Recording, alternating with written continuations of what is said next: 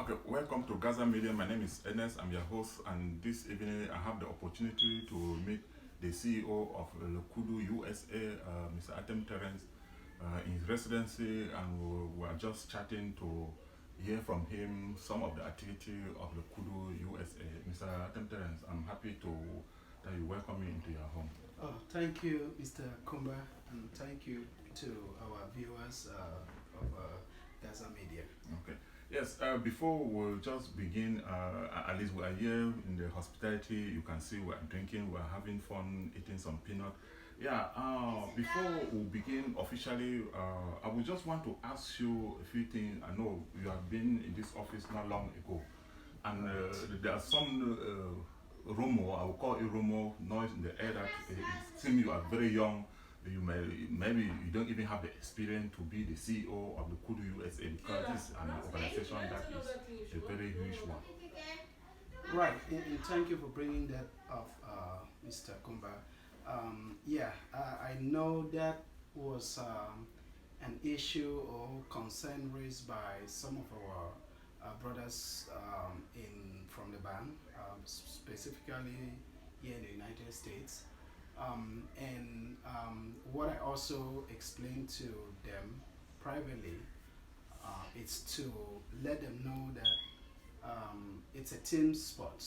You know, leadership, it's based on your experiences in life, your professional experiences, your experiences within the community, considering that this is a community-based organization. And I think part of some of those doubts, the reason for some of those doubts is because the people really do not know me. I've had more experience combined in community development and community activities than most of the people. You know, I came to the United States. Before I came to the United States, that's basically what I was doing, working with local communities in Cameroon, in the west, northwest, southwest, and on a daily basis, spending most of my time entrenched into communities and focus on community development. But I understand the fear. It's a lot of that stereotype that a lot of our elders have, and that has discouraged a lot of young people from taking responsibility and taking up leadership position. Which again, we really don't want to spend our time, waste our time on stereotypes, because there are prejudices that have no place in one way or the other. We have to begin to change that paradigm, create a shift in paradigm so that the elders will understand that naturally it's about what you are capable of doing. It's not about age, it's not about gender, it's not necessarily about where you come from. Yeah, yeah, Mr. Ten, thank you for that brief introduction. Yeah, I know somebody like me that have happened to maybe work with you in some other different organization like the NGA, which is one of the biggest organization within the Lebanon Fondom. Right. The way you were the president, somebody like me, I don't doubt your credibility.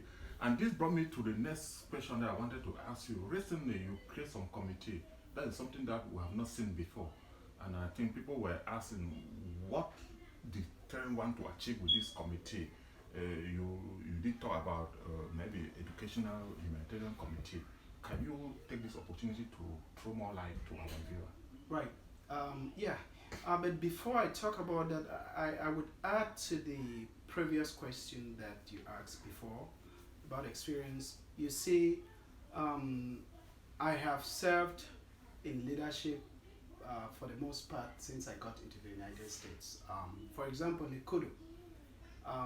From 2006, when I had my scholarship, came here. Just the next year, I began getting involved into, in the LECUDO activities. I've been in committees. I've organized 4 conventions. I've organized 4 conventions. Dr. Mbeba, that's really someone that the past 2-3 conventions we organize them together. We plan them together. I've also been president of NGA, as you said, LECUDO USA. I was president of DC, the DC chapter, and I thought to myself, but why don't we have a USA chapter? and I actually proposed the idea of us expanding and accommodating our brothers from around the United States, so that they too can be part of our activities. And I also brought the idea of us having annual conventions. And for a village, even though we are one of the biggest, one of the big organizations in the United States, village organizations, but some people thought that because it's just, a village, they really don't deserve a convention. But I appreciate the other LECUDO, which is Chemfam, because they have been doing it before us. And I pointed to that, and I told even my people who were skeptical, and I said, if Chemfam can do it, what about JA, which is almost 4 or 5 times in terms of population larger than LECUDO? And I've been the board chairman of LECUDO. I've been an advisor. All the CEOs will tell you I've worked with them very closely. I usually don't like public show, so a lot of times I work from behind to guide and give my own advice and recommendation and assist. Now, to talk about the committees, Mr. Kumba, I think we are in the United States and we need to grow. Leadership really doesn't mean you do it alone. Le bank has a lot of talent, intellectual talent, that we need to co-opt them to be part of making LECUDO and making the bank great. Leadership is basically you being a shepherd, just showing direction, helping people navigate the best route, but also you need people to help you, show you what our best options are, right? So we thought that, and we also have to turn this over back to the grassroots. We can't make an organization top down, a top bottom process. We really need to develop it from the bottom up and get our folks very involved in the management of the organization, but also in terms of ideas. And we have to make the organization be a battle of ideas. And it doesn't matter who is giving the ideas, whether it's from a baby, it's from who.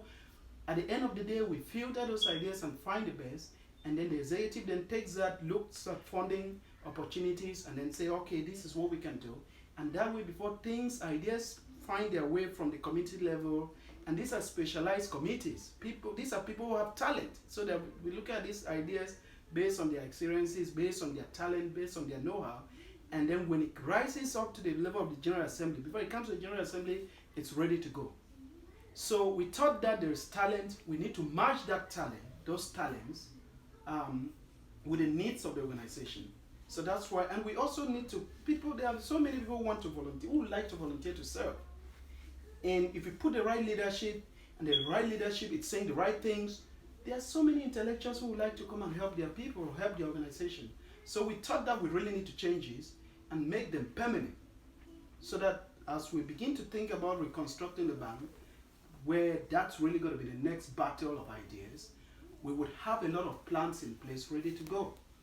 And we make committees a laboratory for ideas. I think that's I'm not cutting you short. Yeah, that brings me to the next question. Dear viewers, you have been listening to the CEO of LECUDO USA, and he's trying to really substantiate the activity, the objective when he came to the office, what he wants to do, and in which direction he's moving to.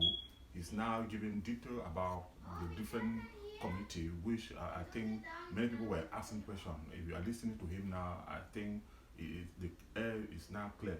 Yes, Mr. CEO, I think one of the things that you did mention was the humanitarian crisis. Recently, I think that was last month, where we saw the former CEO in Chang distributing food items and some other humanitarian item to the IDP, the bank, people that are displaced. Yes, is this something that you want to continue, or when do you think it will end?